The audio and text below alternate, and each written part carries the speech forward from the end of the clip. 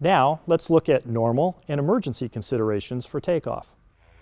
After completing your before takeoff checklist and configuring the airplane for takeoff, you taxi into position, line up, and prepare to go.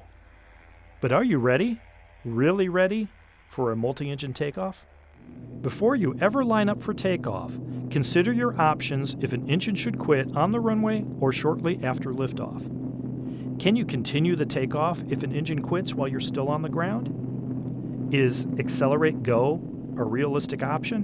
What configuration must a Baron be in to safely climb out on one engine? There are 4 distinct phases of takeoff in a twin-engine airplane, each with its own set of options. If an engine quits during the takeoff roll, abort the takeoff. Rapidly retard both throttles to idle and apply maximum braking as needed. The accelerate go option is not a realistic option for most pilots under most circumstances. There is a zone immediately after takeoff where you still need to decide whether to continue or abort if an engine quits. It might be safer to chop both throttles, get the nose down, and land off the end of the runway than it is to attempt to climb out from an engine failure immediately after takeoff.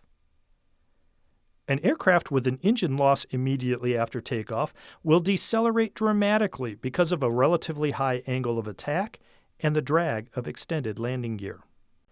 If an engine quits immediately after takeoff and the gear is down then, maintain directional control, lower the nose, and land straight ahead. The Baron will decelerate rapidly on one engine with the gear down, and an uncontrolled VMC roll is the usual result of attempting to fly out of this condition. Once the gear is retracted and the airplane is at or above blue line speed, if an engine quits, you'll need to maintain directional control, establish the blue line pitch attitude and speed, identify and verify the failed engine, and feather the correct propeller. If your best climb rate is not adequate to clear obstacles, you will need to make shallow turns toward lower terrain, realizing that single-engine climb is degraded in turns. If you still cannot outclimb terrain, reduce power on both engines and take your best option for an off-airport landing, touching down under control. If you have feathered the propeller and are able to climb to a safe altitude before attempting to return to the airport.